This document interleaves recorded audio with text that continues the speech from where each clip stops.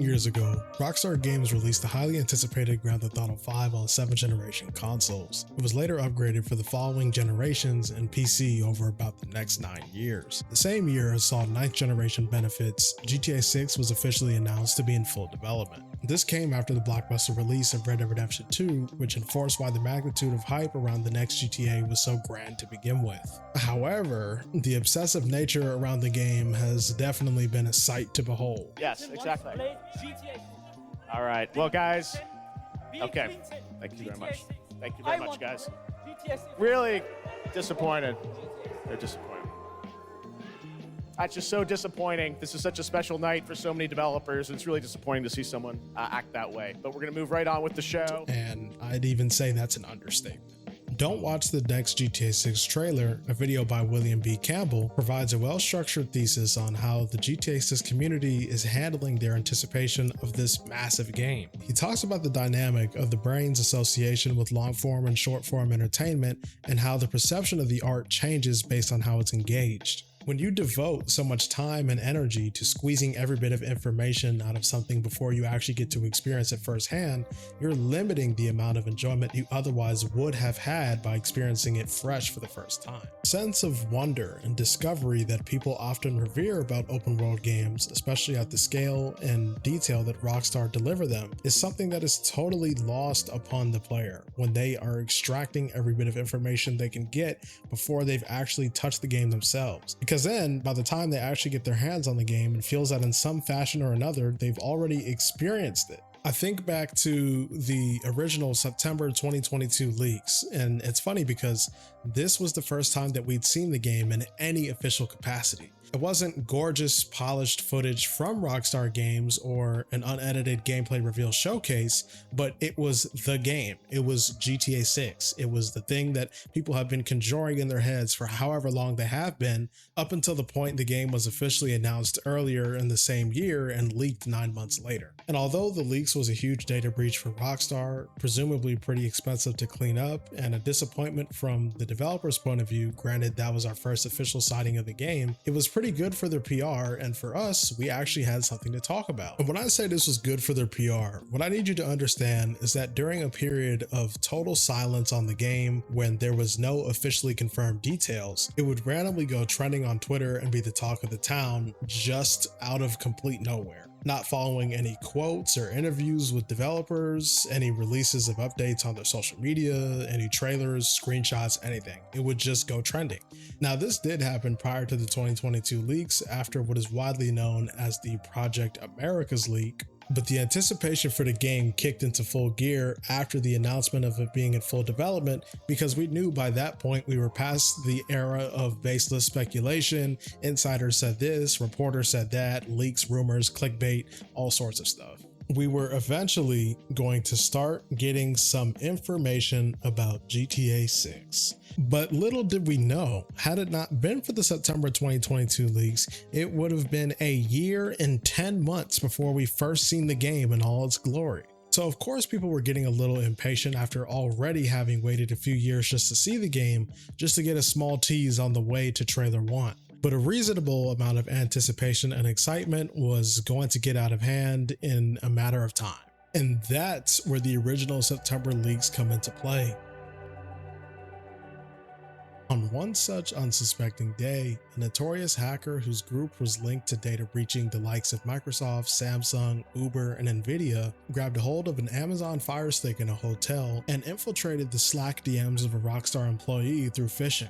These back and forth messages included almost 3 hours of debugging clips that consisted of different interactions, places around the map, items, and mechanics. And people began to piece together the kind of GTA game they thought we would be getting just from these leaked clips alone. But the important thing to realize is that these videos were not meant for the public eye. So it's entirely possible that at any point in time, these mechanics or different items that are in the game could be reworked or even cut before the final retail version of the game releases. And in retrospect, these videos are at minimum 4+ years old, so I'm almost 100% sure that there's some things that are in the leaks we probably won't see in the full game. Some of these things being heavily speculative, such as being able to move around seats in cars. I'd say the more reasonable conclusion on this is that since they're debugging, they're probably moving around the assets in the vehicle model to ensure that it can fit for different body types or versions of the same car. However, people will run with it and say, well, does this mean we're going to be able to customize every little aspect of the interior in our vehicles in GTA 6 vehicle customization? Which would certainly be a dope thing to have in the game, but considering the context of the videos, I wouldn't necessarily chalk it up as probable. But then again, it all comes back to your idea of what you think GTA 6 should or shouldn't have, and trying to justify it with,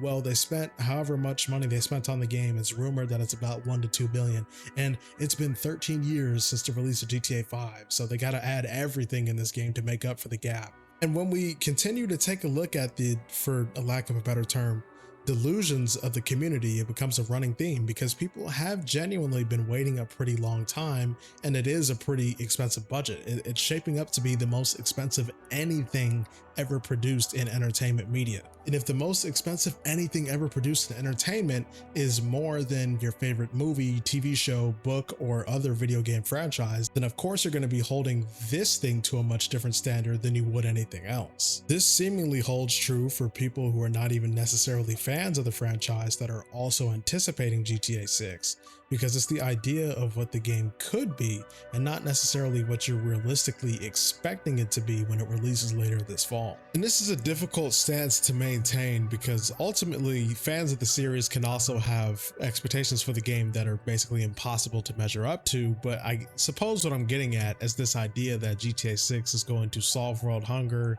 cure cancer, get rid of depression, whatever the case may be. But let me not be disingenuous and say that this game will not get millions and millions of people through a tough time. I'm sure that it absolutely will, but I simultaneously believe that there's an interesting dynamic occurring within the fan base right now that is something along the lines of what GTA 6 should be, what the GTA series consists of, and how can we incorporate all of these elements without losing the core identity. Something that is pretty important to mention is that if GTA 6 is just another GTA game, it will inevitably be considered a flop. And it's not like the court of public opinion matters anyway for a game that's going to presumably print this much money, but it is just an interesting discussion to have. And so you may be asking, okay, Shifu, who are these people that you're referring to, and what are the things that make them so delusional? Well, I will confidently say that delusion at times is a very good thing. In this case, I'm not so sure. Let me first say that we have been incredibly spoiled. And not only that, but the AAA industry is on a rapid decline. But this isn't a video about Sony. We can talk about that another time, and we'll save the Rockstar company stuff for the Rockstar segment. Right now, we're talking about the fan base. Basically, from the original leaks to the recent pre-order info dump, we now know enough about the game that there's a decent basis of understanding of what we're going to be getting in a few months. Of course, there's a degree of curiosity with some of the more practical stuff, like what is the game going to play like? How many cars is there going to be? What's the customization going to be like? How many other locations are in the game? We've got 6 of the confirmed major locations within the state of Leonida, but we know enough about the game now that truthfully, I think if we got nothing except a gameplay trailer to hold us over for 4 months, most people would be satisfied with that. The problem is that the people who have been dreaming of this game for so long are starting to see that the real thing is perhaps not as good as they may have imagined it, which is an absolutely insane thing to say about a game that looks as good as it does and that hasn't officially released yet. But it's the fact of the matter regardless. This is just where we're at with internet communities. When I say that GTA 6 is not going to be more than a video game, I'm not speaking in a sentimental manner, I'm speaking in a technical manner. There's a lot of things that have soured the hype of the game, and I think funnily enough, the original leaks actually was that thing for some people. They didn't want their surprises to be spoiled early by a version of the game their eyes were never meant to see. And still, even with the game looking as good as it does, there is a demographic of people out there who believe that trailer 1 looks like shit, not even presumably in comparison to trailer 2, but just on its own. And this is not very far off from the group of folks who will scrub through over 100 screenshots, analyzing every pixel of every frame, looking for something that is less than the most immensely gorgeous thing visually conceivable in a video game. They'll start bringing up perfectly normal things that video games have, like LOD, proximity rendering, parallax interiors, and not in the sense of, wow, this is so impressive, but in the sense of, wow, wait a minute, this is a video game. And as weird as it sounds, I think that is a disappointing reality to a very small subset of people. For example, I want you to look at this post and tell me with a straight face that this is not supposed to be satire. This person thinks that it would be a cool idea to design an entire gameplay system around the prospect of legal career opportunities through community colleges. There's been talk of 70% of all the game's buildings having enterable interiors. Some people want the game to be a full-on truck simulator, which I've seen said similarly for other things in the game, like the sports, cage fighting, basketball, mini golf, hunting. This is probably leaning more into that community colleges. I want to pay taxes in the game. I want to pay the electric bill in the game. So I don't even know what to say about this shit. The result of having waited so long is inspiring a profound level of irrationality that is becoming pretty difficult to comprehend. At this point, I would say it is like just ridiculous. And for elements that, if we're being honest, people are not just hoping, but at least a little bit expect actually make it into the game.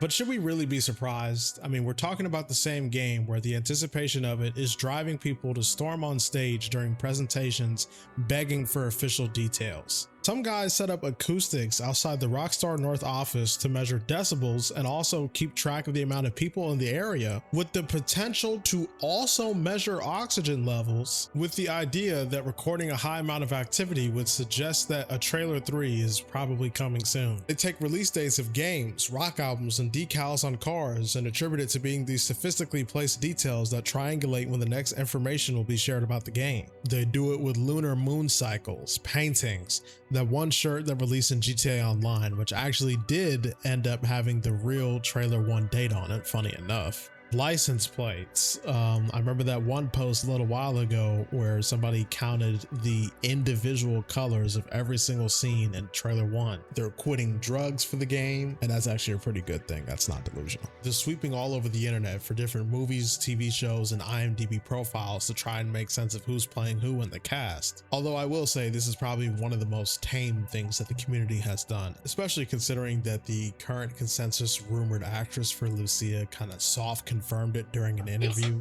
I got into voiceover during like late 2020, which according to a report from Take-Two is when they began full development on the game. Although it was probably a bit earlier than that. I guess they mean when the majority of the company was all hands on deck. Following the apparent discovery from the community, her management deactivated her social media accounts, which sort of lines up with how strict Rockstar is with their NDA agreements. But I guess we've kind of made our point. It's amazing to see the collective hype and anticipation of something so grand bring people a sense of community that they otherwise don't get from other mediums or other video games. However, people are so ridiculously hyped for this game that they're willing to let nonsense rhetoric that either they themselves or someone online has planted in their brain guide their idea of how they think the pre-release promotion of the game and of course the actual details on the game itself should turn out. They take CEO investor call jargon that anyone else in any other community would chalk up as just being marketing talk as literally as possible. They substantiate tweets from unverified sources that allegedly have certain features in the game and say, well, it could be true. They post links and screenshots from retailers that nobody, including them, has ever heard of and say, pre-order prices leaked. And because misinforming people about GTA 6 is perhaps one of the most lucrative things you can possibly do on the internet, or at least on social media, I can't imagine this is going to turn out well for launch.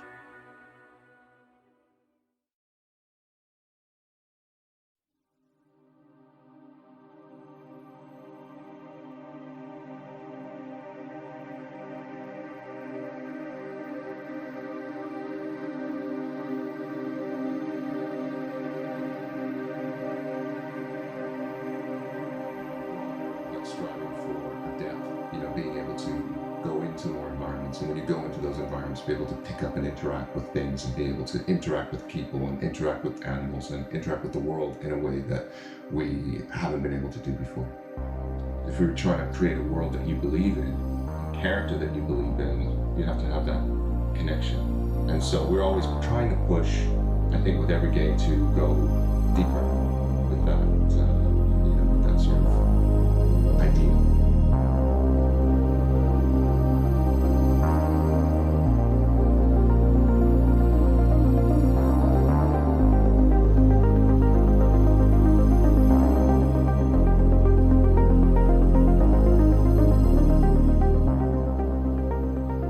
Journalistic malpractice of me to not ask, why did we never get a sequel to Bully? I think there was just bandwidth issues. You know, if you've got a small lead creative team and a small senior leadership crew, you just can't do all the projects you want. What do you miss about your time at Rockstar? Is there specific moments that bring you joy when you think about them? Of course, it was my whole, it was my life for 20-something years, 21 years or something. Yeah. It was, and I moved to America to do it, and grew up doing it, and I was always living in New York. It was at times very intense. It's not so much the company that was bumming me out, it was the attitude of the people in the company. Everybody at was... the higher level? At the higher level? No, people around me. Oh, really? They were complaining so much, and they were like so sour on things. And after a time, you can't spend 8 to 10 hours a day, 5 days a week with people that just don't like what they're doing. I probably should have left before GTA 5, but you just get into sport and people going through. But yeah, the hardest thing for me though was less about the impact on me, which I'm kind of ashamed to say. It probably should have been my family, but it was mostly watching really good people either get sick or leave for no other reason than they just couldn't do the hours anymore. Or we had a guy that was working, a brilliant engineer. They weren't they weren't happy when I left, but you got to do what you got to do. And that's one of the few times I voluntarily left. And a lot of people would say, you're crazy. Why would you leave Rockstar? It's great, blah, blah, blah. I just felt like I needed to get away from... But, I always just tried to show up and do my best and think about how I could do it in a new way. Always trying to go, it's a new medium. What can we do that's new? I don't know. I felt like I was good at doing it and well trained for it. And I'd been in the right place at the right time. And I was both lucky and had a way of thinking about characters that when you reduced them to about 10 sentences was amusing. He was so smart and just so good, super reliable, lead level guy. He was working, he had been, doing software for a long time. He's like, I can work 10 a.m. to 10 p.m. It's that's all I got. Anything more than that, and I'm going to be writing bullshit. I'm just going to add more work. And because he wasn't there, sometimes at 11 o'clock or whatever, when people would come out from the review offices and leaders would not see him and want to talk to him, he got a black eye because of that, right? And that just felt shitty to him. He's like, why do I have to feel bad about working 12-hour days, And I'm like, you're right, you shouldn't. And but it did. That was part of the culture a little bit. And so, and he ended up leaving, and I'm like, God, what a waste. And there was examples of that where, one of our artists was just absolutely rock solid, brilliant artist, having thinking he's having heart attacks at work because he's so straight. You know what I mean? There's that kind of stuff. And, as someone that, as production, I think, there's a big part of it, I think, when you're doing it right, that you care and you're looking after people. You're trying to take care of people and help them, to get the work done, but also because they're your people. You're trying to keep them, feeling like working is something that they should be doing and they feel good about doing. And watching just really good people not be able to keep up with just really dumb production practices and development practices, it wore on me after a while. And creating in a PlayStation 3 game is a truly realized, truly immersive, living, breathing world. This is what we live for. Every 5 or 6 years, this amazing company like Sony comes along and gives you this wonderful new piece of equipment that allows you to start unlocking your visions and unlocking the dreams that you've been having for however long. With Cell. Has there been an opening like this in the entertainment industry? This week, Grand Theft Auto 5 pulled in $1 billion in sales in 3 days. No movie or music release has ever come close to that. It's a video game that is shattering sales records. That is to say the least. There's a good chance the teenage gamers in your house may be, well, playing it as we speak. You know, Michelle Rowland, the game made almost $1 billion in sales in just the first 24 hours. Places here in the Valley sold out.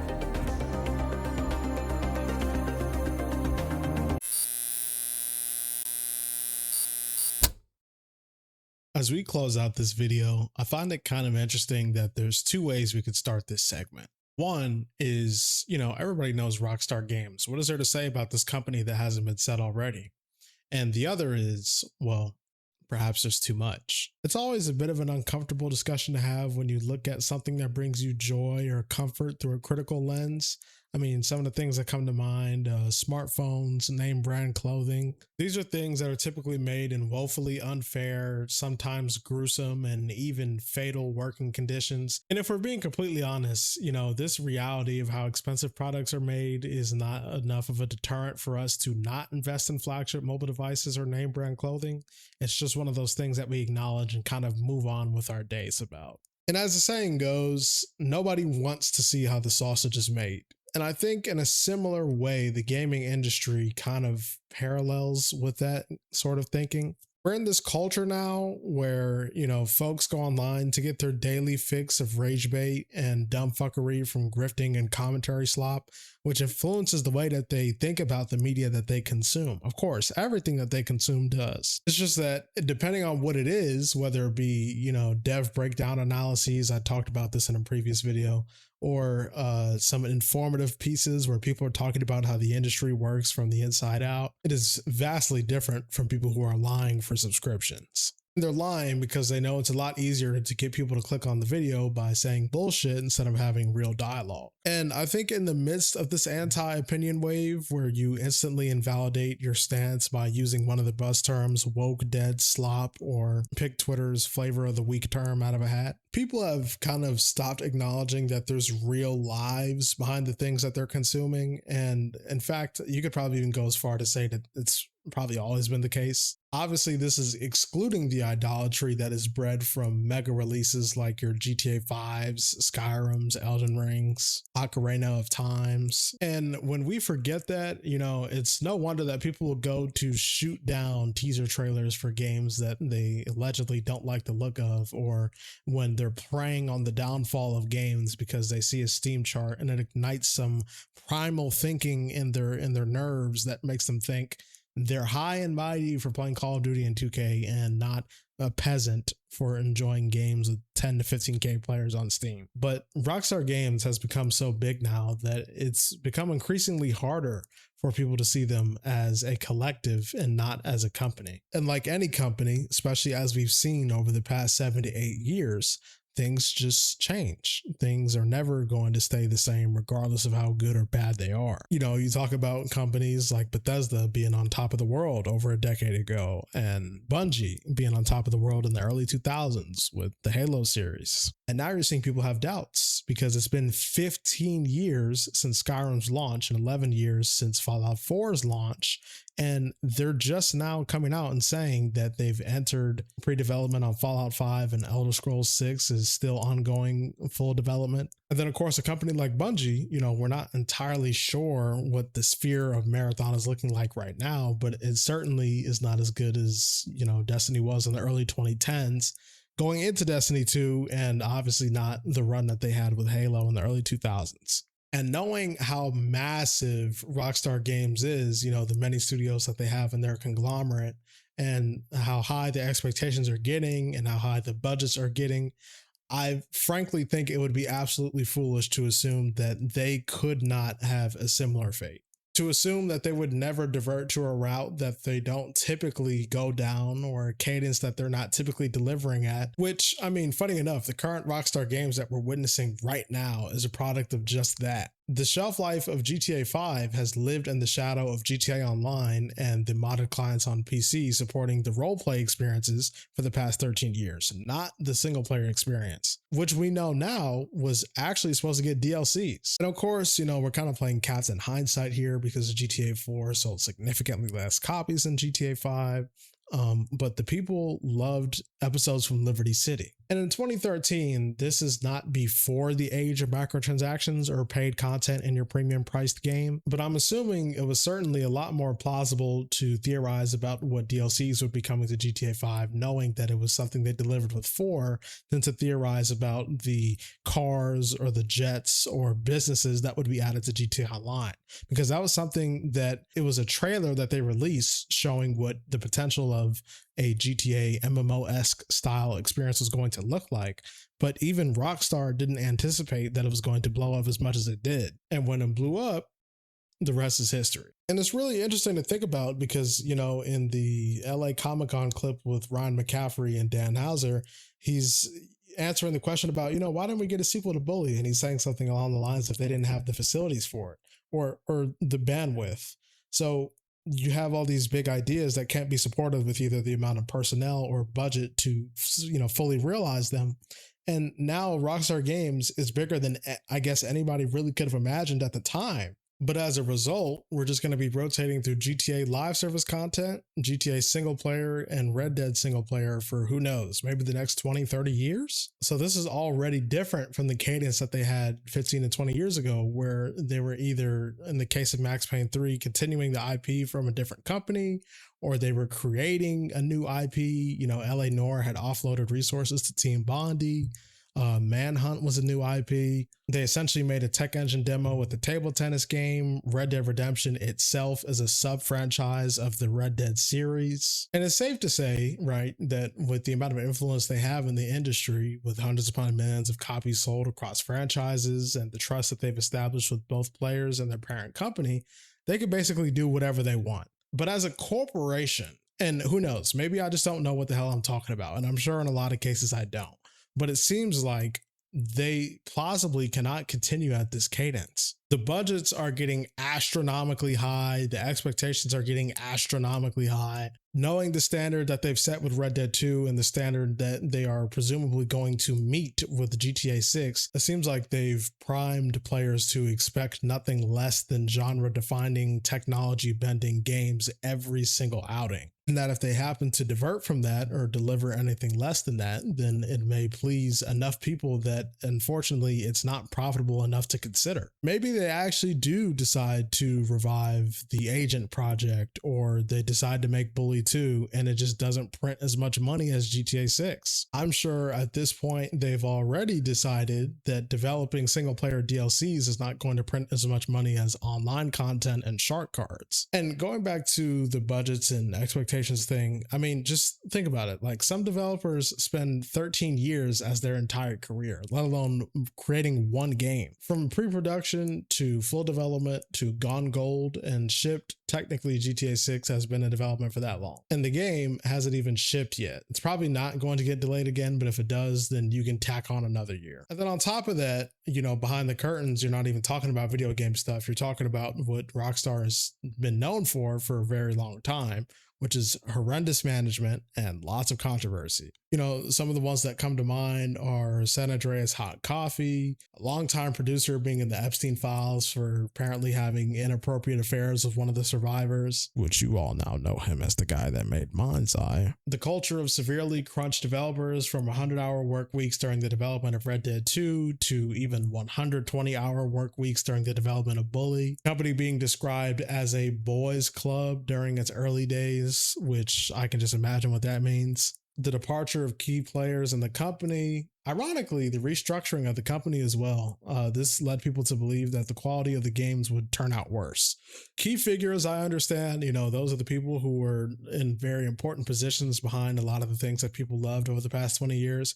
But saying that developers having healthy work-life balances would make the games bad is just dumb. More recently, the Ultimate Edition benefits have also gotten some mixed feedback due to the nature of content that's been locked behind the paywall. I wouldn't necessarily say the amount of content. The narrative around this is essentially that because gameplay elements like mod shops and clothing stores are entirely locked off unless you spend 20 extra bucks on the game, that it's a pretty big deal. Some folks would disagree. They would say that it's not as much of a big deal. It just kind of feels like it's one of those subjective things. I don't know, because in comparison, when you look at games like Assassin's Creed Shadows or NBA 2K, FC 27, WWE, Forza Horizon, Borderlands, even when you look at a game like Call of Duty, where the Vault Edition is the same price as GTA's Ultimate Edition, the game comes out every year.